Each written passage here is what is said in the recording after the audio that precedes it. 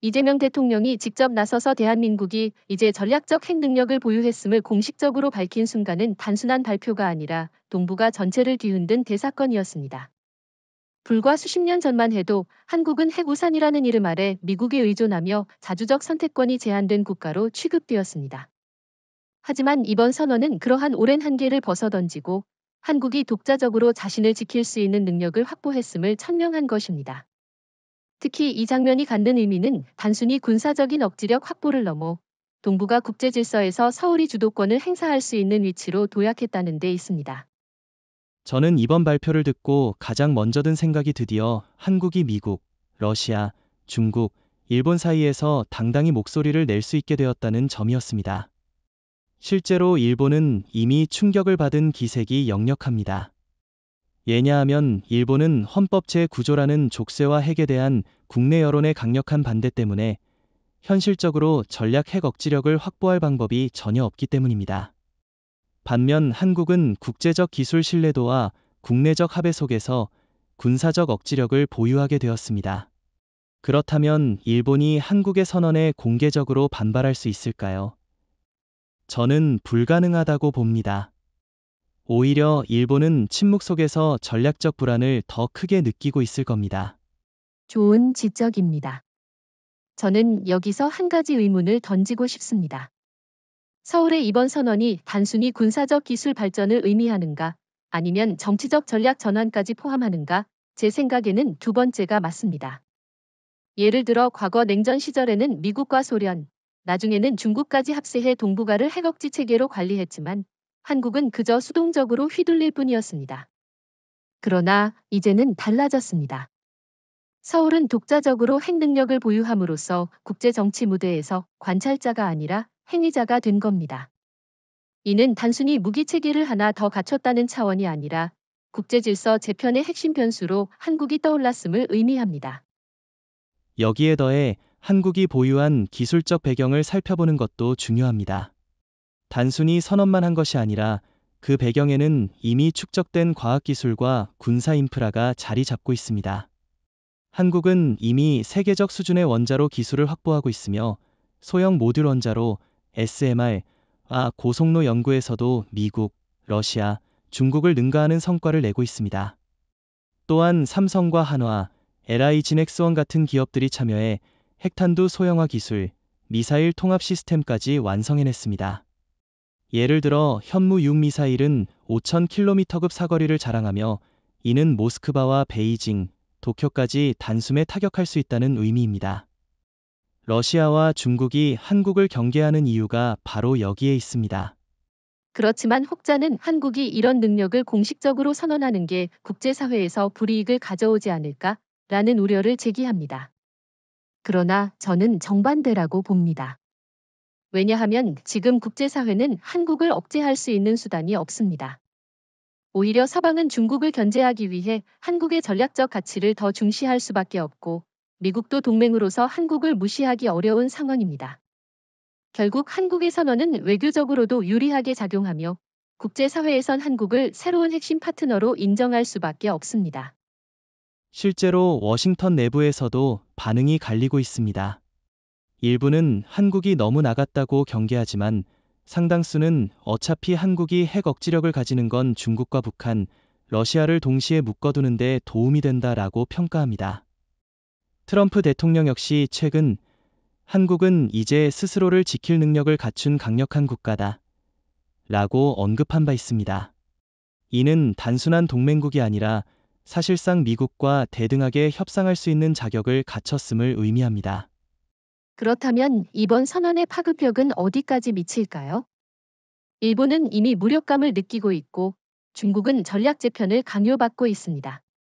북한은 더욱 고립될 수밖에 없으며 러시아는 극동에서 한국을 실질적 경쟁자로 인정하지 않을 수 없습니다. 국제사회도 한국을 이제는 감시 대상이 아닌 전략적 파트너로 보게 될 겁니다. 즉, 이번 서울의 선언은 동북아뿐 아니라 전 세계 핵질서의 파문을 일으키는 역사적 순간이라고 할 수 있습니다. 서울이 전략적 핵 능력 보유를 공식 선언하자 가장 먼저 충격을 받은 건 바로 일본입니다. 그러나 흥미로운 점은 일본이 공개적으로 강력히 반발하지 못했다는 사실입니다. 왜일까요? 바로 두 가지 이유 때문입니다. 첫째는 국제적 정당성의 부재, 둘째는 일본 헌법 제9조라는 족수입니다.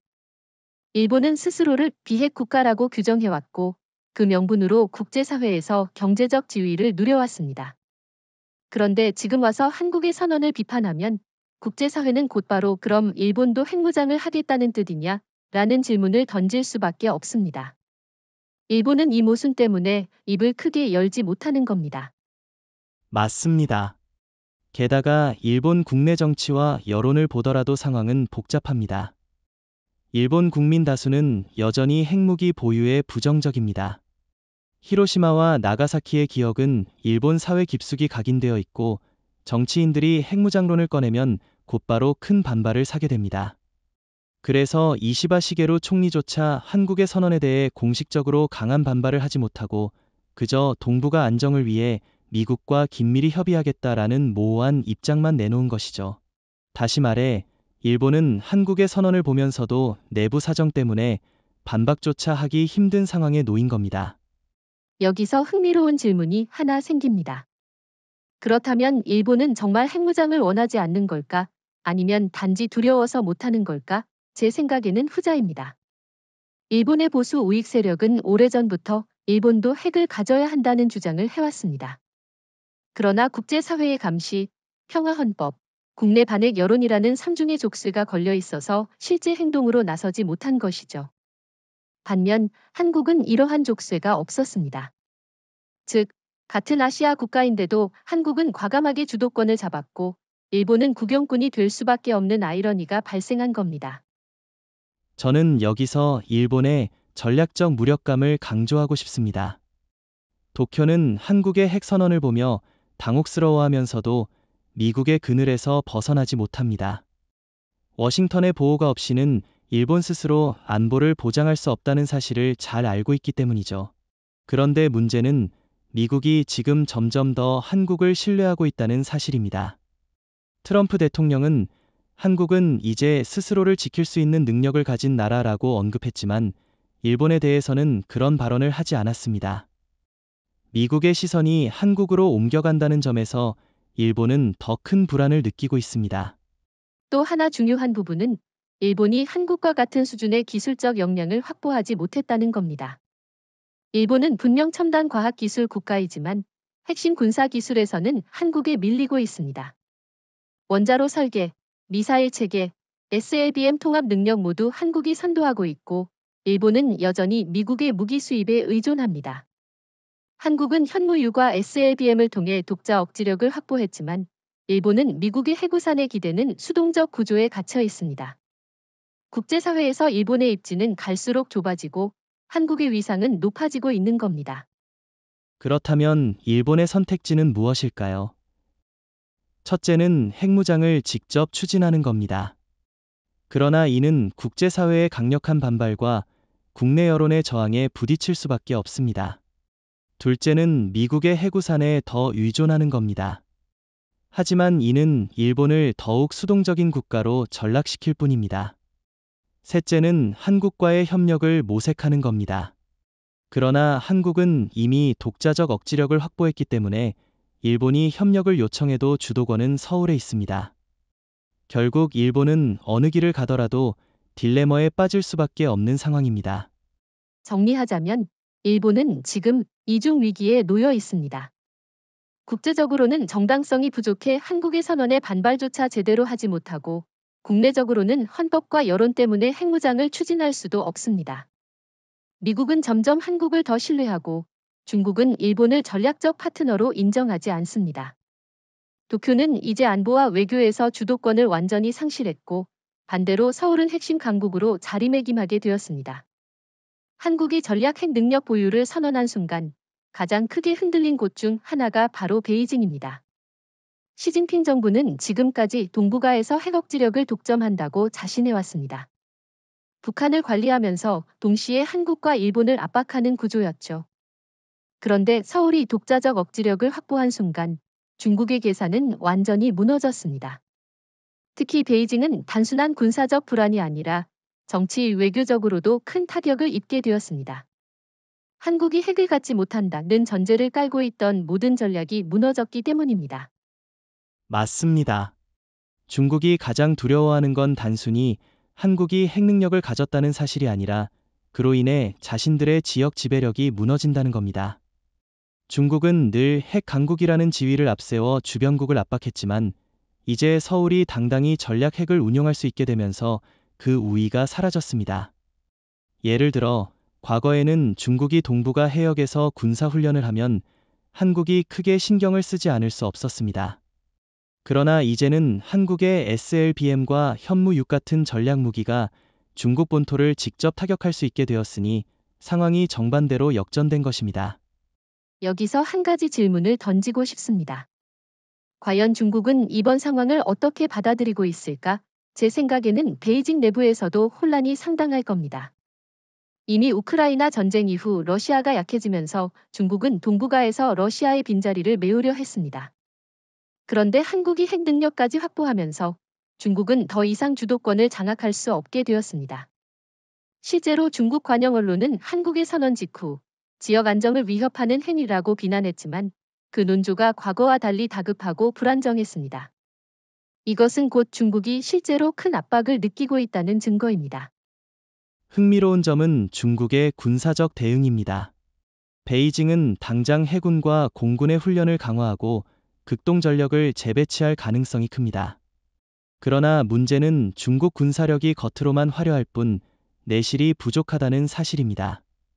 예를 들어 중국 항모 랴오닝과 산둥은 이미 노후화 문제를 겪고 있고 핵잠수함은 여전히 소음이 심해 한국 해군의 탐지를 피하기 어렵습니다. 결국 한국의 전략 무기가 등장하면서 중국의 군사적 허세가 드러나고 있는 겁니다. 좋은 지적입니다.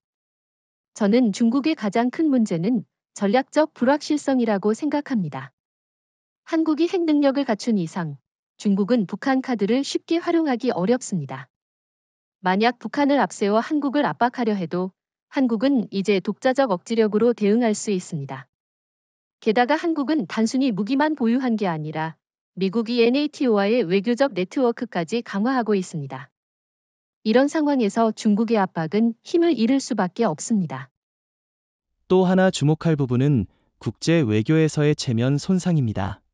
베이징은 그동안 아시아에서 핵균형의 관리인 역할을 자처했는데 이번 선언으로 그 권위가 크게 흔들렸습니다. 국제사회는 이제 중국이 아니라 한국이 새로운 억지력의 주체라고 바라보기 시작했습니다. 특히 ASEAN 국가들은 중국보다는 한국과의 협력을 더 선호할 수 있습니다. 한국의 기술력과 신뢰성이 중국보다 훨씬 높기 때문입니다. 정리하자면 중국은 지금 전략적 재계산을 피할 수 없는 상황에 놓였습니다. 기존의 지역 패권 전략은 무너졌고 한국의 부상을 견제할 방법도 마땅치 않습니다. 군사적으로는 기술적 열세, 외교적으로는 신뢰 부족, 경제적으로는 의존성까지 겹쳐 중국은 사실상 사면초가입니다. 반대로 서울은 이번 선언으로 국제사회의 신뢰를 얻고 중국의 약점을 드러내며 전략적 우위를 확보했습니다. 서울이 전략 핵 능력을 공식적으로 선언한 순간 파장은 단순히 한이중 2일 3국을 넘어서 동북아 전체로 확산되었습니다. 이른바 도미노 효과가 시작된 것이죠. 그동안 동북아의 안보 질서는 미국의 핵우산, 중국의 핵억지, 그리고 러시아의 극동 전력에 의해 굴러왔습니다. 그러나 이제 한국이 독자적으로 핵억지력을 확보하자 주변국 모두가 전략적 재편을 강요받게 되었습니다. 맞습니다. 일본은 이미 심각한 위기감을 느끼고 있습니다. 하지만 일본만 그런 게 아닙니다. 중국, 북한, 심지어 러시아까지도 한국의 선언에 반응하지 않을 수 없는 상황입니다. 저는 이 상황을 마치 장기판에 새로운 말이 들어온 것에 비유하고 싶습니다. 기존의 말들이 서로 균형을 맞추던 질서 속에 한국이라는 새로운 킨이 등장한 겁니다. 이 말은 단순히 움직임이 빠른 게 아니라 모든 방향으로 움직일 수 있는 힘을 가졌다는 점에서 주변국의 전략을 뿌리째 흔드는 존재가 된 겁니다. 좋은 비유입니다.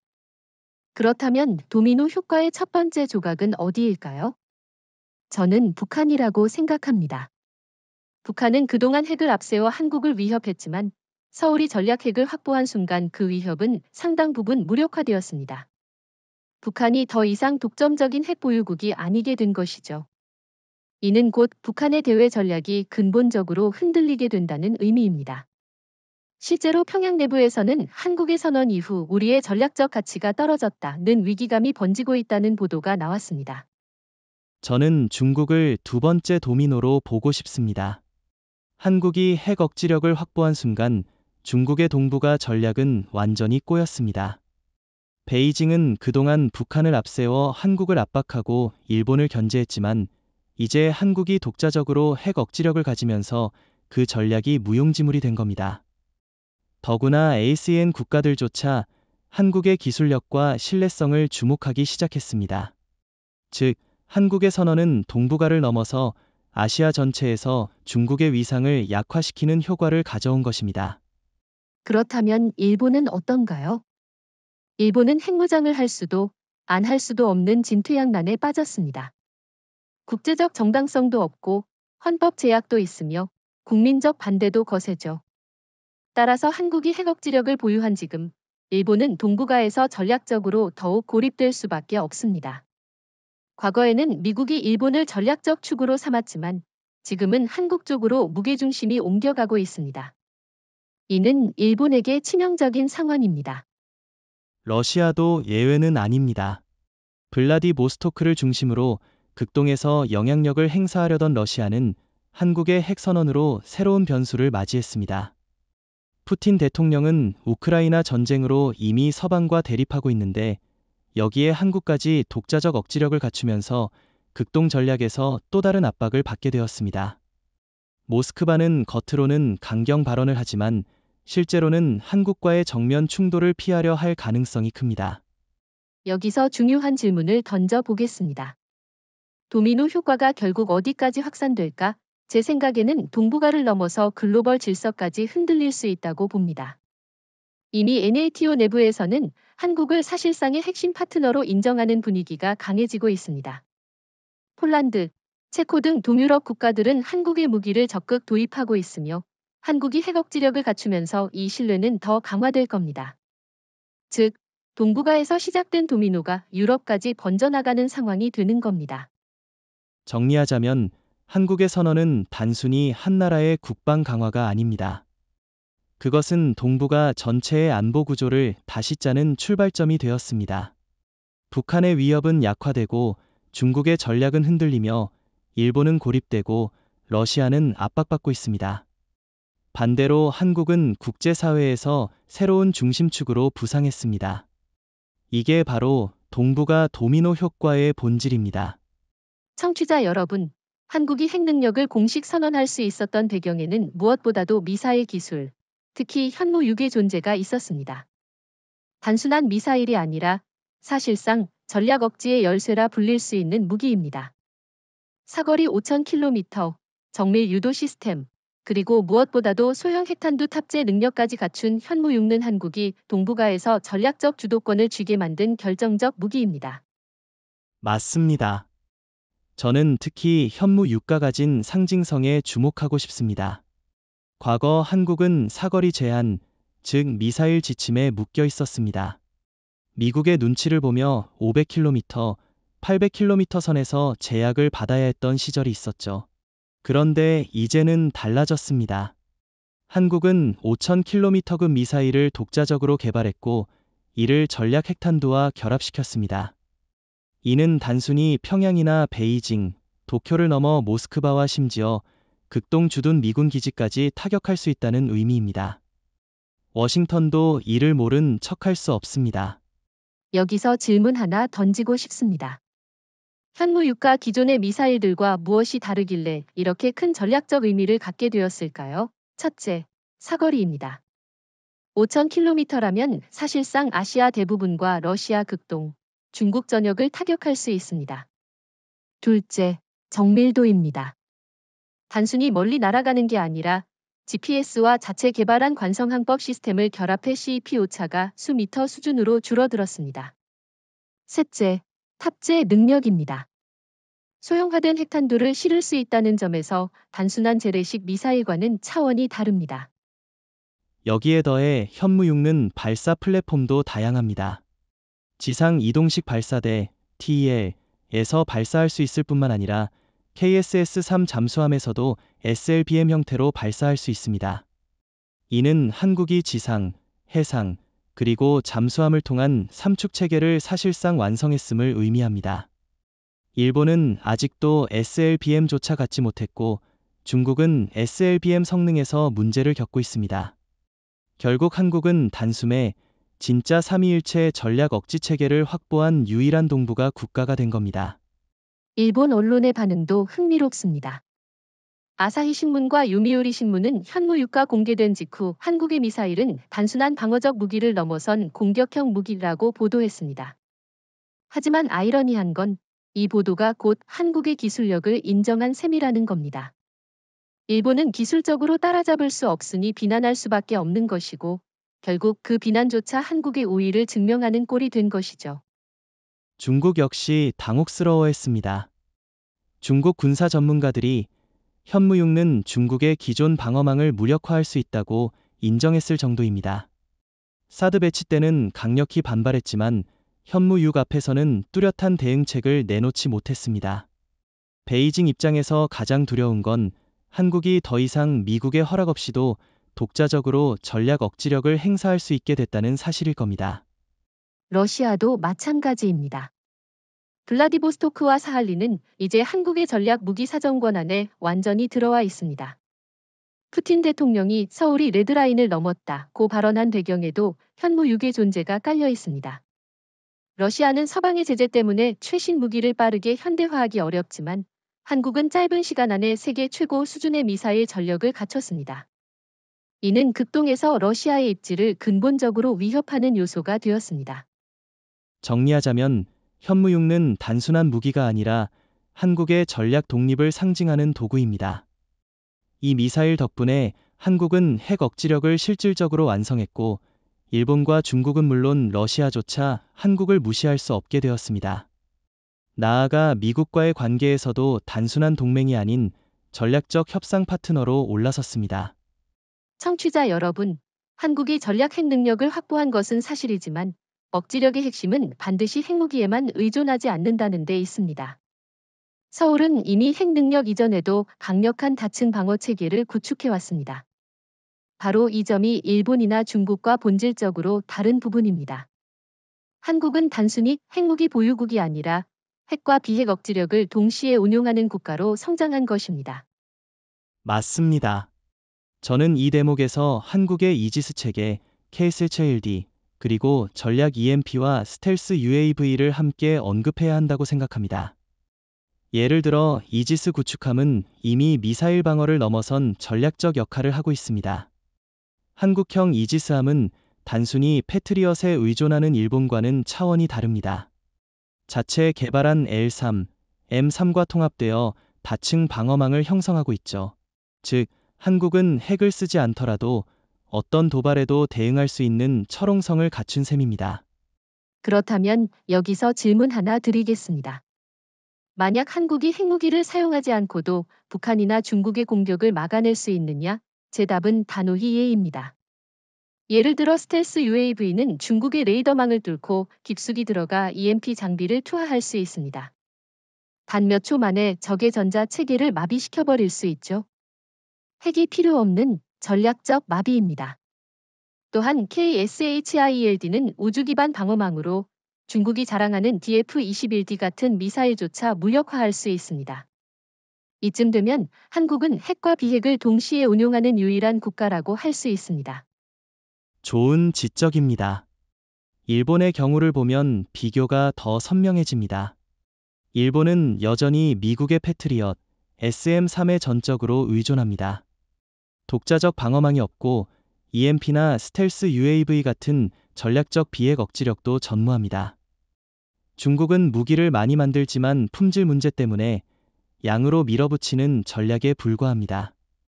반면 한국은 소수의 무기로도 최첨단 기술을 기반으로 압도적인 억지 효과를 내고 있습니다. 바로 이 차이가 한국의 우위를 결정하는 핵심입니다. 또 하나 흥미로운 점은 경제적 측면입니다. 핵무기는 유지 관리 비용이 막대하지만 비핵 억지력은 훨씬 경제적입니다. 한국은 반도체, 조선, 배터리 같은 산업 기반을 활용해 EMP 무기, 스텔스 UAV, 미사일 방어 체계를 상대적으로 저렴하면서도 고성능으로 양산할 수 있습니다. 반면 일본이나 중국은 이 분야에서 한국을 따라잡을 수 없습니다. 도쿄는 예산 부족에 시달리고 있고 베이징은 제재와 기술 격차로 발이 묶여 있습니다. 워싱턴과 NATO의 반응도 주목할 만합니다. 미국과 NATO는 한국이 핵을 보유한 사실보다도 이미 오래전부터 구축해온 다층적 비핵 억지력을 더 높게 평가하고 있습니다. 이는 한국이 단순히 핵 보유국이 아니라 글로벌 군사기술의 선도국임을 보여주는 부분입니다. NATO 내부 보고서에는 한국은 비핵 핵 억지력을 동시에 갖춘 유일한 아시아 국가라는 표현까지 등장했습니다. 정리하자면 한국의 억지 전략은 단순히 핵무기에 의존하지 않습니다. 이지스, KSHIELD, EMP, 스텔스 UAV 등 다층적 비핵 억지력이 이미 완성 단계에 있고 여기에 핵 능력이 더해졌습니다. 따라서 한국은 핵을 쓰지 않고도 상대를 압박할 수 있고 핵을 쓰면 전략적 게임 체인저로 작동할 수 있습니다. 즉, 핵과 비핵을 동시에 굴리는 이중 억지 구조가 완성된 것입니다. 한국의 전략 핵 능력 보유 선언은 단순히 동북아 안보 지형만 흔든 것이 아닙니다. 이 소식은 곧바로 워싱턴까지 전해졌고 미국은 전례 없는 딜레마에 직면하게 되었습니다. 한국이 독자적 억지력을 갖게 된 지금 미국은 두 가지 길을 놓고 고민할 수밖에 없습니다. 하나는 서울을 견제하고 억누르는 것이고 다른 하나는 새로운 파트너로 인정하고 함께 가는 것입니다. 저는 미국이 견제보다는 협력 쪽으로 기울 수밖에 없다고 봅니다. 이유는 간단합니다. 미국이 한국을 억제하려고 들면 결국 중국과 러시아에만 이익이 돌아가기 때문입니다. 트럼프 대통령은 최근 한국은 스스로를 지킬 능력을 가진 동맹이라고 언급했는데 이는 사실상 한국의 독립적 억지력을 인정한 발언으로 볼 수 있습니다. 물론 워싱턴 내부에서는 불안의 목소리도 있습니다. 미국이 주도권을 잃는 것이 아니냐는 우려죠. 하지만 현실은 이미 변했고 한국은 미국을 필요로 하지만 동시에 미국도 한국 없이는 동북아 전략을 유지할 수 없는 상황에 놓였습니다. 그렇다면 이런 질문을 던질 수 있습니다.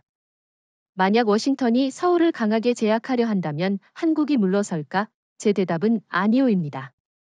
한국은 이미 독자적 기술력과 다층 억지력을 갖췄기 때문에 미국의 눈치만 보는 위치에서 벗어났습니다. 오히려 한국은 미국과의 관계를 종속이 아닌 대등한 협력으로 재정리하고 있습니다. 실제로 한국 정부는 이번 선언 직후 미국 측에 우리는 동맹을 위협하려는 것이 아니라 동맹을 더 강하게 만들고자 한다라는 메시지를 보냈습니다. 즉, 한국은 당당하게 독자적 억지력을 가지면서도 동맹 관계를 유지하려는 전략을 선택한 겁니다. 이런 맥락에서 일본의 처지는 더욱 난처해졌습니다. 일본은 여전히 미국의 보호 아래에만 의존하고 있습니다. 워싱턴이 한국과의 동맹을 강화하면 할수록 일본은 후순위로 밀려날 수밖에 없습니다. 실제로 미 의회 일부 의원들은 이제 동북아의 핵심 파트너는 일본이 아니라 한국이라고 공개적으로 언급하기도 했습니다. 이는 동맹 내부 질서가 바뀌고 있다는 신호입니다. 또 하나 흥미로운 점은 NATO의 시각입니다. NATO는 이미 한국을 사실상의 동맹국으로 평가하고 있으며 이번 선언 이후 그 입장은 더 공고해졌습니다. 미국이 한국을 억제하기보다는 활용하려 할수록 NATO와의 협력도 자연스럽게 강화됩니다. 동북아와 유럽 안보가 연결되는 새로운 질서가 만들어지고 있는 겁니다. 워싱턴의 고민은 단순하지 않습니다. 한국의 독자적 능력을 그대로 받아들일 경우 미국의 기존 패권 모델이 흔들릴 수 있습니다. 그러나 한국을 억누르면 동맹 전체의 결속이 약화됩니다. 결국 미국은 전략적 현실을 받아들일 수밖에 없습니다. 한국은 더 이상 보호받는 동맹국이 아니라 핵심 전략을 함께 짜는 파트너라는 사실 말입니다. 따라서 이번 선언은 한미동맹의 위기를 의미하는 것이 아니라 동맹이 진정한 의미에서 새롭게 자리 잡는 계기가 되었다고 볼 수 있습니다. 워싱턴의 선택은 이제 단순히 허용할 것인가, 제약할 것인가가 아니라 얼마나 빨리 새로운 질서에 적응할 것인가로 바뀌고 있습니다.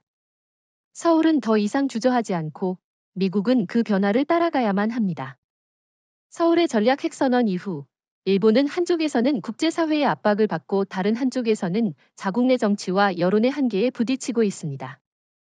일본은 표면적으로는 핵무기 없는 세계를 강조하지만 실제로는 한국의 급부상 앞에서 전략적 무력감을 감추지 못하고 있습니다. 워싱턴은 이미 한국을 핵심 파트너로 바라보고 있고 NATO까지 한국과의 협력을 확대하는 상황에서 일본은 국제사회의 스포트라이트에서 밀려나고 있습니다. 맞습니다. 이시바 시게루 총리와 일본 정부는 안보 환경이 변화했다며 방위비 증액과 미사일 방어 능력 강화 같은 대책을 내놓고 있습니다. 하지만 문제는 일본이 아무리 노력해도 핵 억지라는 본질적인 틀에서 벗어나지 못한다는 점입니다. 미국의 해구산에 의존하면서 독자적 선택권을 행사하지 못하는 일본은 국제사회에서 점점 목소리가 줄어들 수밖에 없습니다. 심지어 일본 내부 언론에서도 한국은 독자적 억지력을 확보했는데 일본은 여전히 수동적이라는 비판이 나오고 있습니다. 여기서 한 가지 흥미로운 질문을 던져 보겠습니다. 과연 일본이 미국을 등에 업고 한국과의 격차를 줄일 수 있을까? 제 답은 회의적입니다. 왜냐하면 워싱턴은 이미 한국을 더 중요한 전략 파트너로 여기고 있기 때문입니다. 미국 입장에서 일본은 여전히 제약이 많은 동맹국이고 독자적 행동을 하지 못하는 국가입니다. 반면 한국은 이미 핵 억지력을 확보한 독립적 플레이어입니다. 그렇다면 미국이 누구에게 더 신뢰를 두겠습니까? 답은 명확합니다. 또 하나 중요한 점은 국제 여론입니다. 일본은 히로시마와 나가사키의 피해국이라는 이미지 덕분에 지금까지 비핵 국가로서 도덕적 정당성을 누려왔습니다. 그러나 한국이 독자적으로 전략 핵 능력을 확보한 지금 그 명분은 점점 힘을 잃고 있습니다. 국제사회는 오히려 일본은 언제까지 미국의 우산 속에 숨어 있을 것이냐라는 질문을 던지고 있습니다. 즉, 일본이 핵반대 이미지를 유지하자니 전략적으로 무력하고 그렇다고 핵무장을 주장하자니 국제적 비난에 직면하는 딜레마에 빠진 겁니다. 중국과의 관계에서도 일본은 난처합니다. 중국은 겉으로는 일본을 견제하는 듯하지만 실제로는 한국의 부상을 훨씬 더 두려워합니다. 베이징 입장에서는 일본은 이미 제약된 플레이어이고 한국은 예측 불가능한 강력한 도전자입니다. 그런데 일본이 국제사회에서 한국을 비판하거나 압박하려 하면 중국은 은근히 그 목소리를 환영할 수밖에 없습니다. 이 경우 일본은 한국을 공격하면서도 사실상 중국의 전략적 도구가 되는 꼴이 되는 겁니다. 이런 상황에서 일본 내 정치권의 갈등도 심화되고 있습니다. 보수 우익 세력은 한국의 핵 보유를 이유로 일본도 독자적 핵무장을 추진해야 한다고 주장합니다. 그러나 진보와 대다수 국민은 강하게 반대하고 있죠. 특히 70세 이상 고령층은 일본이 다시는 핵의 길을 걸어서는 안 된다. 는 신념을 강하게 갖고 있습니다. 결국 이시바 총리는 두 세력 사이에서 어정쩡한 태도를 취할 수밖에 없고 이는 도쿄의 안보 전략을 더욱 불안정하게 만들고 있습니다. 흥미로운 건 일본이 국제적으로도 한국과 비교될 때마다 체면을 구기고 있다는 점입니다. 유럽과 중동에서 이미 한국 무기가 널리 도입되고 있는데 일본 무기는 매력적인 대안으로조차 언급되지 않습니다. NATO 국가들도 한국의 억지력을 긍정적으로 평가하는 반면 일본은 핵무장도 못하고 자주적 억지력도 없는 국가로 규정되고 있습니다. 이는 일본이 국제적 압박을 받는 동시에 자국 내에서도 무력감을 더 크게 느끼는 이유입니다. 정리해보면 일본은 지금 이중의 굴레에 묶여 있습니다. 국제사회는 일본에게 더 적극적인 안보 역할을 요구하지만 일본 헌법과 여론은 이를 허용하지 않습니다. 결과적으로 일본은 목소리를 내지도 못하고 그렇다고 행동에 나서지도 못하는 어정쩡한 위치에 있습니다. 반대로 서울은 당당히 독자적 억지력을 확보하고 국제사회의 중심으로 올라섰습니다. 일본이 아무리 발버둥 쳐도 이미 주도권은 한국에게 넘어간 상황입니다. 서울의 전략 핵선언 이후 베이징은 즉각 대응책 마련에 들어갔습니다. 하지만 이번에는 단순히 군사적 대응만으로는 부족하다는 걸 스스로 잘 알고 있습니다. 그래서 중국은 외형적으로는 군사력을 확대하면서 동시에 외교적 압박과 선전전을 병행하는 이른바 이중 방어 전략을 꺼내 들었습니다. 문제는 이 모든 움직임이 오히려 불안의 그림자를 더 짙게 들이우고 있다는 점입니다. 맞습니다. 중국은 최근 동북해역과 남중국해의 해군 훈련을 강화했고 DF-41 같은 대륙간 탄도미사일 전력 강화도 언급했습니다. 겉으로는 마치 한국을 견제할 힘이 충분한 듯 보이지만 속을 들여다보면 이야기가 다릅니다. 무엇보다 중국은 한국의 KSS-3 잠수함과 현무6 미사일을 완전히 막아낼 방법이 없습니다. 특히 SLBM은 잠수함이 은밀히 접근해 발사되는 만큼 중국의 기존 미사일 방어망으로는 탐지조차 어렵습니다. 베이징이 아무리 군사훈련을 늘려도 실제로는 불안감을 감추기 위한 과시일 뿐입니다. 여기서 질문을 하나 던져보겠습니다. 중국이 과연 군사적 압박만으로 한국을 제어할 수 있을까? 제 답은 불가능하다입니다. 그래서 베이징은 군사와 외교를 병행하는 이중 방어를 선택한 겁니다. 외교적으로는 한국을 국제적으로 고립시키려는 시도를 하고 있습니다. 최근 중국 외교부는 한국의 선언을 두고 지역 안정을 해치는 행위라며 ASEAN과 아프리카 국가들을 대상으로 여론전을 펼쳤습니다. 하지만 효과는 미미했습니다. 오히려 다수 국가는 한국의 기술력과 신뢰성을 긍정적으로 평가하며 중국의 주장을 무시했습니다. 흥미로운 점은 중국 내부에서도 전략적 혼란이 커지고 있다는 사실입니다. 일부 강경파는 핵전력을 대폭 증강해야 한다고 주장하지만 현실적으로는 경제 침체와 국제 제재 때문에 쉽지 않습니다. 게다가 핵전력을 증강하면 할수록 국제사회의 압박이 커지고 한국의 억지력 정당성이 더 강화되는 역효과를 낳습니다. 반대로 온건파는 한국과의 대화를 모색해야 한다고 주장하지만 시진핑 정부로서는 체면 때문에 쉽게 협상 테이블에 앉기 어렵습니다. 결국 베이징은 강경책도 온건책도 확실히 택하지 못하는 어정쩡한 이중 전략으로 밀려간 셈입니다. 이런 혼란은 주변국에도 드러납니다. 일본은 중국이 한국을 견제하길 바라면서도 정작 한국이 강해질수록 자신들의 입지가 좁아진다는 걸 알기 때문에 속으로는 불편합니다. 러시아 역시 중국이 동북아에서 지나치게 적극적으로 나서는 걸 원치 않습니다. 푸틴 대통령은 이미 우크라이나 전쟁으로 지쳐 있는데 만약 중국이 한국을 상대로 무력 행동에 나서면 러시아는 곤란한 입장에 놓일 수밖에 없습니다. 그렇다면 중국의 이중 방어 전략은 과연 성공할 수 있을까요? 저는 회의적입니다. 한국은 단순히 핵무기만 가진 게 아니라 비핵 억지력까지 다층적으로 구축했습니다. KS-7D, EMP, 스텔스 UAV 같은 기술들은 중국의 기존 방어망을 무용지물로 만들 수 있습니다. 또한 한국은 미국, NATO, ASEAN과의 협력을 확대하고 있어 외교적 고립도 불가능합니다. 중국이 이중 방어를 내세울수록 오히려 자국의 불안만 더 드러내는 역효과를 낳고 있는 셈입니다. 결국 베이징의 이중 방어 전략은 자신감을 보여주려는 시도였지만 결과적으로는 불안을 감추지 못했습니다. 군사적으로는 한국의 전략 무기에 대응할 수 없고 외교적으로는 국제사회의 지지를 얻지 못했습니다. 중국의 모든 계산은 한국의 선언 앞에서 빗나가고 있습니다.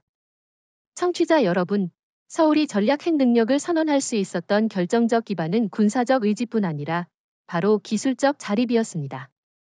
한국은 단순히 무기를 수입하거나 외국 기술에 의존해서 여기에 도달한 것이 아닙니다. 원자로 설계, 우라늄 연료주기, 미사일 소형화, 그리고 잠수함 발사 시스템까지 거의 모든 과정을 독자적으로 완성했습니다. 이것이야말로 한국이 일본이나 중국과 본질적으로 다른 점입니다.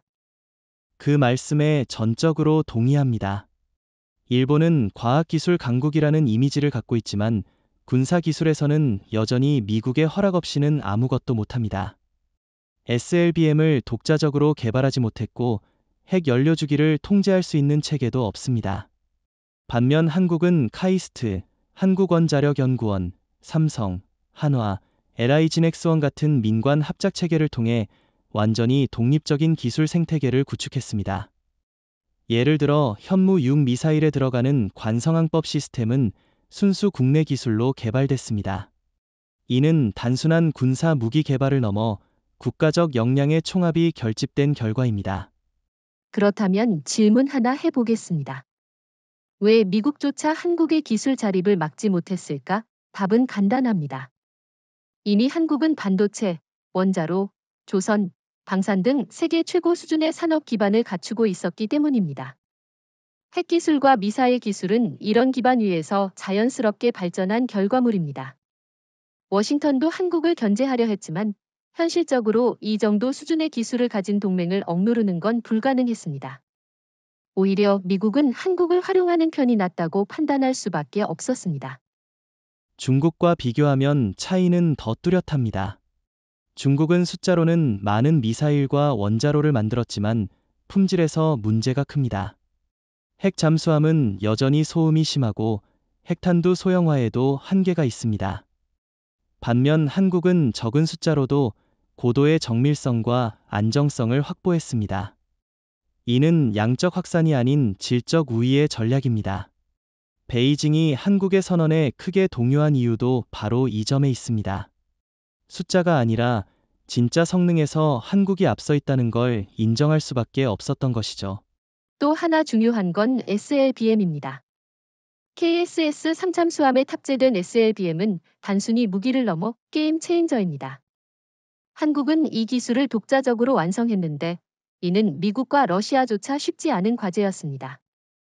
일본은 SLBM 자체가 없고 중국은 기술적 결함이 여전합니다. 결국 한국만이 실질적인 2차 타격 능력을 확보한 셈입니다. 이는 국제사회에서 한국이 진짜 핵억지력을 갖췄다는 신뢰로 이어졌습니다. 경제적 측면에서도 기술 자립은 큰 의미가 있습니다. 한국은 원자로, 반도체, 첨단 소재 산업을 바탕으로 군사기술에 필요한 핵심 부품을 스스로 공급할 수 있습니다. 따라서 제재를 두려워할 필요가 없습니다. 일본이나 중국은 핵심 부품을 외국에서 수입하는 경우가 많지만 한국은 자체 조달이 가능합니다. 이런 구조는 한국의 기술력이 단순한 군사력이 아니라 국가 전략 전체를 뒷받침하는 힘임을 보여줍니다. 이제 상황은 명확합니다. 한국은 무기를 빌려 쓰는 나라가 아니라 직접 설계하고 생산하며 운용하는 완전한 자주 국가입니다. 일본은 여전히 미국의 장비를 들여다보고 있고 중국은 대량 생산만 자랑하다 품질 문제에 시달립니다. 결국 서울의 기술력은 단순한 안보 도구가 아니라 국제 질서를 새롭게 규정하는 근거가 되고 있습니다. 한국의 전략 핵선언은 단순히 국제사회를 놀라게 한 것이 아니라 일본 내부를 강하게 흔들어 놓았습니다. 특히 일본 언론과 정치권의 반응을 보면 당혹감이 여실히 드러납니다.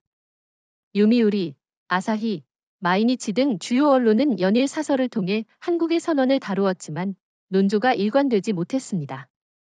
일부는 한국의 행동은 지역 불안을 키운다라고 비판했지만 다른 일부는 일본은 한국의 기술적 도약을 더 이상 무시할 수 없다라며 인정하는 태도를 보였습니다. 언론의 혼란은 곧 일본 사회 전체가 어디로 가야 할지 갈피를 못 잡고 있음을 보여줍니다. 정치권 상황은 더 복잡합니다. 이시바 시게루 총리와 자민당은 공개적으로는 한미일 공조를 강화하겠다고 말하지만 내부적으로는 불안이 큽니다. 일본의 헌법제 구조는 군사적 제약을 강하게 걸고 있고 국민 대다수가 핵무장에 부정적이기 때문에 한국처럼 독자적인 억지력을 갖출 수가 없습니다. 보수 우익 의원들은 한국이 했으니 우리도 핵 옵션을 고려해야 한다라고 주장하지만 곧바로 진보 세력과 시민단체의 거센 반발에 부딪히고 있습니다. 일본 정치권이 한국의 선언 앞에서 철저히 분열되고 있다는 의미입니다. 여기서 질문을 하나 던져 보겠습니다. 일본은 정말로 한국을 따라가고 싶지만 못하는 걸까? 아니면 애초에 용기가 없는 걸까? 제 생각에는 후자 쪽이 강합니다. 일본은 경제 규모와 기술력을 감안하면 핵 억지력을 갖출 수 있는 잠재력은 있습니다. 하지만 과거 전범국이라는 역사적 족쇄와 국내 반핵 여론, 그리고 국제적 불신 때문에 행동으로 옮기지 못하는 것입니다. 반면 한국은 국제적 신뢰와 기술 자립을 바탕으로 과감히 선언을 했고, 바로 그 차이가 양국의 미래를 갈라놓았습니다.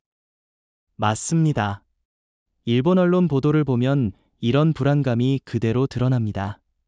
아사히 신문은 한국의 선언은 일본 안보 정책의 빈약함을 드러낸다라고 지적했고, 산케이 신문은 이제 일본은 한국을 단순한 파트너가 아니라 잠재적 위협으로 봐야 한다라고 보도했습니다. 그런데 이 두 가지 시각이 공존한다는 게 흥미롭습니다.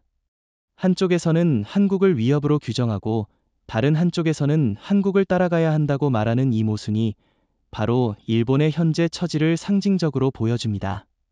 일본 국민의 반응도 흥미롭습니다. NHK가 실시한 여론조사에 따르면 한국의 선언 이후 일본도 독자적 억지력을 갖추어야 한다는 응답이 35%까지 치솟았다고 합니다. 그러나 동시에 핵무기는 절대 안 된다라는 응답도 50%를 넘었습니다. 즉, 일본 국민들 사이에서도 방향성이 크게 엇갈리고 있는 겁니다. 이런 상황에서 정치권이 확실한 결정을 내리기는 사실상 불가능합니다. 이런 혼란은 일본을 국제사회에서도 곤란한 위치에 놓이게 합니다. 워싱턴은 한국을 신뢰하며 전략 파트너로 인정하고 있지만 일본은 여전히 미국의 의존국으로 남아 있습니다. NATO 역시 한국과의 협력을 확대하면서 일본은 점점 주변으로 밀려나고 있습니다. 국제사회는 이미 한국을 새로운 핵심 강국으로 보고 있는데 일본은 비판만 하다가 스스로의 무력함을 드러내고 있는 셈입니다. 결과적으로 일본 언론과 정치권의 혼란은 단순한 일시적 현상이 아닙니다. 이는 일본이 구조적으로 한국을 따라잡을 수 없는 상황을 적나라하게 보여줍니다. 한국은 당당히 독자적 억지력을 확보하고 세계 무대에서 중심에 섰지만 일본은 여전히 역사적 족쇄와 국내 갈등 속에 발이 묶여 있습니다. 청취자 여러분, 한국의 전략 핵선언은 베이징에게 단순한 충격이 아니라 정책 전반을 뒤흔드는 위기로 다가왔습니다. 시진핑 정부는 수년간 핵억지의 균형을 바탕으로 동북아 안보 구도를 관리해왔습니다. 북한을 앞세워 한국을 견제하고 일본을 압박하며 미국의 영향력을 제한하는 계산이었죠. 그러나 서울이 독자적 억지력을 갖추면서 이 모든 계획이 뿌리째 흔들리고 있습니다. 베이징 내부에서는 군사, 외교, 경제 정책을 동시에 재검토해야 하는 불안정한 조정이 벌어지고 있습니다. 맞습니다. 중국의 군사적 선택지는 한계가 분명합니다. 동북 해역에서의 군사훈련을 강화한다고 하지만 실질적으로는 한국의 SLBM이나 현무 6미사일을 막아낼 방법이 없습니다. 중국이 DF-41, DF-26 같은 장거리 미사일을 자랑하지만 서울의 정밀 유도 기술과 잠수함 은폐 능력 앞에서는 허세에 불과합니다. 이런 현실은 군 내부에서도 논란을 키우고 있습니다. 강경파는 대규모 핵 전력 증강을 주장하지만 경제 침체와 국제 압박 때문에 실행하기 어렵습니다. 온건파는 한국과의 대화 필요성을 강조하지만 시진핑 정부는 체면 때문에 쉽게 받아들일 수 없습니다. 결국 정책 혼란만 깊어지고 있는 겁니다. 그렇다면 외교적 측면은 어떨까요? 중국은 즉각 한국의 선언을 비판하며 지역 안정을 위협하는 행위라고 주장했습니다. 그러나 이 발언은 과거와 달리 힘이 없습니다. 왜냐하면 국제사회는 한국을 불안 요인으로 보지 않고 오히려 책임 있는 강국으로 인정했기 때문입니다. NATO와 ASEAN 다수 국가들이 한국과의 협력 확대를 발표했고 중동 국가들조차 한국의 기술력과 무기를 높이 평가했습니다. 외교 전선에서도 중국의 전통적 영향력은 빠르게 약화되고 있습니다. 경제적 측면도 빼놓을 수 없습니다. 중국은 이미 부동산 위기와 산업 구조 조정으로 어려움을 겪고 있습니다.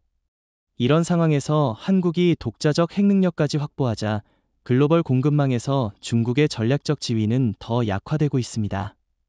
특히 LNG, 원자로, 반도체 분야에서 한국이 우위를 점하면서 베이징은 선택지가 더 좁아졌습니다. 핵 능력만이 아니라 경제와 기술 전반에서 한국이 앞서 나가고 있다는 사실이 중국 내부의 위기감을 더 크게 만들고 있습니다. 여기서 질문 하나 던져 보겠습니다. 중국은 앞으로 어떤 길을 택할까요? 강경하게 군사력을 확대할 수도 있고 외교적으로 협상을 모색할 수도 있습니다. 하지만 어느 쪽을 선택하든 한국을 억제하기는 어려울 겁니다. 군사 확장은 경제적 부담을 감당할 수 없고 외교 협상은 체면 손상으로 이어지기 때문이죠. 결국 중국은 양쪽 모두 명확히 실행하지 못한 채 어정쩡한 상태로 끌려갈 가능성이 큽니다. 흥미로운 건 북한과의 관계입니다. 중국은 전통적으로 북한을 완충지대로 활용했지만 이제 그 카드마저 힘을 잃고 있습니다. 북한의 핵 위협은 한국의 독자적 억지력 앞에서 점점 무의미해지고 있습니다. 오히려 국제사회는 한국을 인정하고 북한을 고립시키는 방향으로 움직이고 있습니다. 베이징이 북한을 내세워봤자 한국의 기술력과 국제적 신뢰를 넘어서기는 어렵습니다. 지금 중국의 상황을 요약하면 정책이 재조정되는 것이 아니라 사실상 혼란에 빠져 있다는 겁니다. 군사, 외교, 경제 어느 분야에서도 확실한 해법을 제시하지 못하고 있습니다. 한국의 선언이 단순히 안보 문제를 넘어서 중국의 국가 전략 전반을 뒤흔드는 결과로 이어진 셈입니다. 청취자 여러분, 지금까지 한국의 전략 핵 능력이 동북아 질서를 어떻게 흔들었는지 다뤄왔습니다. 이번에는 조금 더 구체적인 가상 시나리오를 통해 단 한 발의 핵탄두가 지역 균형을 어떻게 바꿀 수 있는지를 살펴보겠습니다. 사실 군사학에서 흔히 말하는 억지, 디테런스의 본질은 많은 무기가 아니라 한 발로도 충분하다는 심리적 효과에 있습니다. 서울이 공식적으로 전략 핵 능력을 선언하자마자 중국, 일본, 북한이 동시에 전략 재계산에 들어간 이유도 바로 여기에 있습니다. 맞습니다. 예를 들어 만약 한국이 현무6에 소형 핵탄두를 장착해 발사 능력을 보여준다고 가정해 봅시다. 그 순간 베이징은 수도권 방어 전략을 전면 수정해야 하고 일본은 도쿄 방위 계획을 새로 짜야 합니다. 북한은 더 말할 것도 없죠. 지금까지는 자신들의 핵으로 한국을 압박하려 했지만 이제는 단 한 발의 서울발 핵탄두가 평양 체제의 존속을 위협합니다. 즉, 한국이 단 한 발을 보유하고 있다는 사실만으로도 주변국 전체의 전략 균형이 바뀌는 겁니다. 여기서 질문을 하나 드리고 싶습니다. 그렇다면 한국은 실제로 핵을 사용할 의도가 있는 걸까? 제 생각에는 핵을 사용하지 않더라도 충분히 억지가 가능합니다. 한국은 이미 KSHIELD, EMP 무기, 스텔스 UAV, 그리고 다층 미사일 방어 체계를 갖추고 있습니다. 여기에 전략 핵까지 더해지면 적은 공격해도 소용이 없다는 인식을 강하게 갖게 됩니다. 결국 사용 여부와 상관없이 보유 그 자체가 억지의 본질이라는 겁니다. 저는 이 점이 일본과 중국을 가장 불안하게 만드는 부분이라고 봅니다. 일본은 핵무기를 보유하지 못하기 때문에 단 한 발의 한국 핵무기에도 전략적 균형이 무너집니다.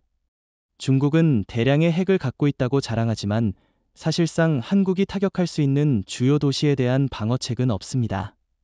단 한 발만으로도 정치적, 경제적 파급력이 엄청나니 베이징은 서울의 선언 앞에서 무력감을 느낄 수밖에 없습니다.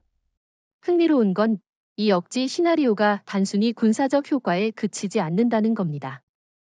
예를 들어 ASEAN이나 중동 국가들이 한국의 기술력과 억지력을 주목하기 시작했습니다. 한국은 단 한 발로도 지역 균형을 바꿀 수 있다는 메시지가 국제사회에 각인되면서 한국은 무기 판매뿐 아니라 외교적 영향력까지 확대하고 있습니다. 이는 단순히 군사력이 아니라 국가 전략 전체가 격상된다는 의미입니다. 그렇다면 이런 상황에서 북한은 어떻게 반응할까요? 아마도 미사일 시험 발사나 도발로 존재감을 드러내려 할 겁니다. 그러나 한국이 이미 단 한 발의 전략 핵을 가진 이상 북한의 모든 위협은 허세로 보일 뿐입니다. 평양이 아무리 발사해도 국제사회는 결정적인 힘은 이제 서울에 있다고 인식하게 됩니다. 북한은 더 이상 억지력을 가진 국가가 아니라 단순히 소음만 내는 국가로 전락할 수 있습니다. 러시아의 경우도 마찬가지입니다. 푸틴 대통령은 극동에서 영향력을 유지하고 싶어 하지만 단 한 발의 한국 핵무기가 블라디보스토크와 사할린의 안보 환경을 뒤흔들 수 있다는 점에서 쉽게 움직이지 못합니다. 이처럼 단 한 발의 힘은 주변국 모두를 억제하고 한국에게는 전략적 자유 공간을 넓혀주는 효과를 줍니다. 정리하자면 억지는 숫자가 아니라 신뢰에서 나옵니다. 한국이 보여준 건 바로 그 신뢰입니다. 우리에겐 필요하다면 사용할 수 있는 능력이 있다는 사실 하나만으로도 중국, 일본, 북한은 전략을 바꿔야 했습니다. 이 변화는 단순한 군비 경쟁이 아니라 심리적 우위를 점한 한국의 승리로 이어지고 있습니다. 청취자 여러분, 한국의 전략 핵선언이 가져온 가장 큰 변화는 서울이 더 이상 단순한 동맹국이나 주변 플레이어가 아니라 국제 질서 속에서 새로운 권력의 중심으로 자리 잡았다는 사실입니다. 과거에는 워싱턴, 베이징, 모스크바가 주도하는 구도 속에서 한국은 늘 중간자적 위치에 머물렀습니다. 그러나 이제는 다릅니다. 핵 억지력을 기반으로 서울이 스스로 게임의 규칙을 재정의하는 단계에 들어섰습니다. 맞습니다. 가장 눈에 띄는 변화는 미국의 태도입니다. 트럼프 대통령은 한국은 더 이상 보호받는 나라가 아니라 함께 전략을 짜야 하는 파트너라고 공개적으로 언급했습니다. 이는 단순한 수사가 아니라 워싱턴이 한국을 새로운 중심축으로 받아들이고 있다는 증거입니다. 미국 입장에서는 한국을 억제하기보다 활용하는 게 훨씬 유리하다는 계산이 깔려 있습니다. NATO 역시 마찬가지입니다. 이미 한국과의 협력을 확장 동맹 수준으로 끌어올리려는 논의가 진행되고 있습니다. 일본과 비교하면 차이는 더 극명합니다. 일본은 여전히 미국의 해구산에만 의존하고 있으며 독자적 억지력은 전혀 없습니다. 도쿄가 아무리 방위비를 늘려도 핵심 기술과 전략적 자율성이 없는 한 주변국을 설득하기 어렵습니다. 반면 서울은 기술적 독립성과 전략적 결단을 모두 보여주었습니다. 그래서 국제사회는 한국을 진짜 중심으로 인정하고 일본은 점점 그림자에 가려지고 있습니다. 중국의 상황도 흥미롭습니다. 베이징은 한국의 부상을 인정하고 싶지 않지만 이미 정책적 혼란에 빠져 있습니다. 동북아에서 한국을 배제한 계산은 더 이상 의미가 없고 오히려 한국을 고려하지 않는 전략은 실패할 수밖에 없습니다. 중국이 아무리 선전전을 펼쳐도 한국이 독자적 억지력을 갖춘 사실은 바뀌지 않습니다. 국제사회는 이를 확인했고 한국을 무시하는 쪽이 오히려 손해를 보게 된 구조가 만들어졌습니다. 여기서 중요한 질문을 던지고 싶습니다. 서울이 새로운 권력 중심으로 떠올랐다는 건 단순한 군사적 의미일까? 아니면 정치 외교적 의미까지 포함하는 걸까? 제 답은 두 가지 모두입니다. 군사적으로는 전략 핵과 비핵 억지력을 모두 갖췄고, 정치적으로는 독자적 결정을 내릴 수 있는 자율성을 확보했습니다. 외교적으로도 한국은 ASEAN, 중동, 유럽과의 협력을 확대하며 미국이 NATO와 대등한 발언권을 얻었습니다. 국제 언론의 평가도 이를 뒷받침합니다. 파이낸셜 타임스는 서울은 이제 동북아의 새로운 심장이라고 표현했고 독일 슈피겔지는 한국의 핵선언은 국제 권력 지형의 전환점을 만들었다고 분석했습니다. 이런 평가는 단순한 외신 보도가 아니라 한국이 진정으로 중심에 섰음을 보여주는 상징적 메시지입니다. 러시아 역시 한국을 경계하면서도 동시에 인정하고 있습니다. 블라디보스토크와 사할린이 한국의 사정권 안에 들어가면서 러시아는 더 이상 한국을 무시할 수 없습니다. 푸틴 대통령이 레드라인을 언급한 건 사실상 서울을 강대국 반열에 올려놓은 셈입니다.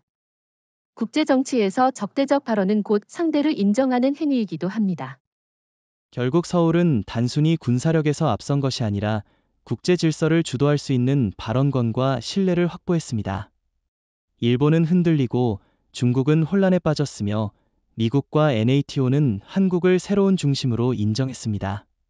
한국이 보여준 건 기술력과 결단력, 그리고 자주적 선택의 힘이었습니다. 청취자 여러분, 한국이 전략 핵 능력을 공식적으로 보유했다고 밝힌 순간은 단순히 한 국가의 안보 정책 변화를 넘어선 역사적 전환점이었습니다. 이재명 대통령의 선언은 국내를 향한 메시지이자 동시에 전 세계를 향한 도전장이었습니다. 한국은 더 이상 미국의 해구산에만 의존하지 않으며 중국이나 일본의 압박에도 흔들리지 않는 국가가 되었음을 천명한 것입니다. 이 장면은 단순한 선언이 아니라 한국이 새로운 질서를 설계하겠다는 당당한 의지의 표출이었습니다. 맞습니다. 국제사회의 반응을 보면 그 파급력이 얼마나 큰지 알 수 있습니다. 미국은 한국을 억제하기보다는 새로운 동맹축으로 인정하는 쪽으로 움직이고 있고, NATO는 한국을 사실상의 핵심 파트너로 간주하고 있습니다. 반면 중국과 일본은 당황스러움을 감추지 못했습니다. 베이징은 불안정한 이중 방어 전략에 매달리고 있고, 도쿄는 내부 정치와 여론 갈등으로 마비된 상태입니다. 결과적으로 한국의 선언은 미국과 유럽에는 새로운 기회, 중국과 일본에는 커다란 압박으로 작용한 셈입니다. 여기서 중요한 질문이 하나 있습니다. 서울의 선언은 단순히 동북아 차원의 사건일까? 아니면 세계적 차원의 변화를 의미할까? 저는 분명히 후자라고 봅니다. 왜냐하면 한국은 단순한 지역 강국이 아니라 글로벌 기술 강국이기 때문입니다. 원자로, 반도체, 조선, 방산 등 세계를 선도하는 산업 역량이 그대로 군사력에 연결되었습니다. 핵능력은 그 정점일 뿐입니다. 한국은 군사 경제의 기술을 모두 결합해 완전한 자주 강국으로 거듭났고, 이는 세계 질서 전체를 재편할 동력이 되고 있습니다. 국제 언론도 이 점을 주목했습니다. 영국의 파이낸셜 타임스는 한국은 이제 동북아의 변방이 아니라 중심이라고 분석했고, 독일의 슈피겔지는 서울의 선언은 아시아의 새로운 핵심 권력 탄생을 알리는 사건이라고 평가했습니다. 단순한 수사가 아니라 세계 주요 언론이 공통적으로 한국을 새로운 주도국으로 인식하고 있다는 증거입니다.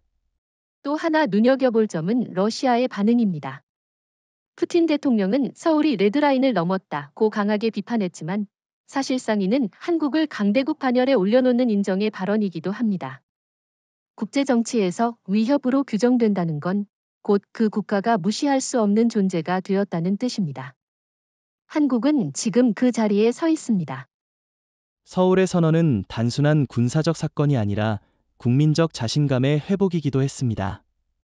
한국 국민들은 이제 더 이상 외부의 보호를 기다리지 않습니다. 스스로를 지킬 수 있다는 자부심은 정치, 경제, 사회 전반에 긍정적 파급력을 주고 있습니다. 일본은 여전히 내부 갈등 속에 흔들리고, 중국은 정책 혼란에 빠져 있지만, 한국은 자신감을 바탕으로 새로운 길을 열고 있습니다. 이제 국제사회는 선택을 강요받게 되었습니다.